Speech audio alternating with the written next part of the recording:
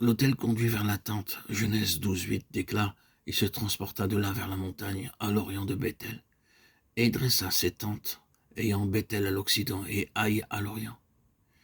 Il bâtit encore là un autel à l'Éternel, et il invoqua le nom de l'Éternel. » À partir de ce jour, Abraham vécut dans une tente. En réalité, il vivait dans une tente avant cela. Cependant, ce n'est que lorsqu'il dressa l'autel que la parole de Dieu introduisit cette notion de la tente.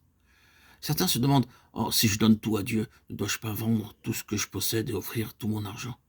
Si je me consacre à Dieu, combien de meubles dois-je avoir chez moi et combien de vêtements dans ma garde-robe ?»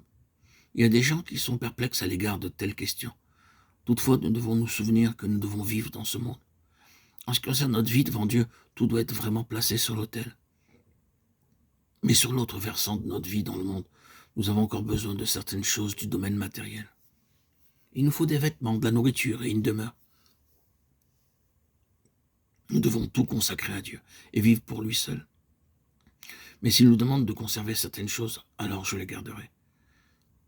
Quoi qu'il en soit, nous devons appliquer le principe de l'attente à l'égard de tout ce qui nous permet de conserver, car il nous les restitue pour faire face à nos besoins dans ce monde. Nous pouvons les posséder ou nous pouvons les perdre. Elles peuvent nous être données ou enlevées. C'est cela le principe de la vie, de l'attente. Frères et sœurs en Christ, chers amis, puissons-nous apprendre cette leçon, craignons de faire usage de ce que Dieu n'a pas, de ce qui n'a pas été placé sur l'autel et que nous avons reçu en retour. Que tout ce que Dieu nous restitue porte l'empreinte du principe de l'attente. C'est en raison de la grâce de Dieu que le Seigneur Jésus est mort pour nous. Et c'est cette grâce qui a pourvu à la croix sur laquelle nous sommes morts avec lui, sur laquelle le méchant a été jugé. C'est par la grâce de Dieu que sa vie est au-dedans de nous. Et c'est cette même grâce de Dieu qui nous introduira dans la gloire. C'est sur la base de sa grâce que Dieu nous exhorte à nous offrir nous-mêmes à lui en vivant sacrifice.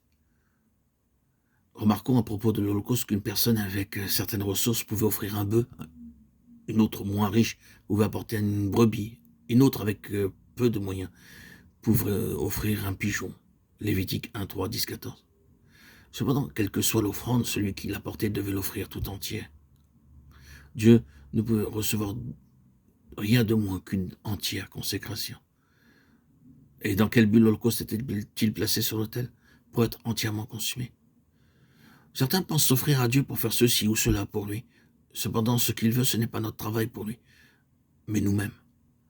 L'autel ne signifie pas faire pour Dieu, mais être pour Dieu. Dans l'Ancien Testament, l'Holocauste était offert et brûlé une fois pour toutes, mais dans le Nouveau Testament, c'est un sacrifice vivant. La signification de l'autel, c'est l'offrande d'une vie à Dieu, pour être toujours consumée, cependant toujours vivante.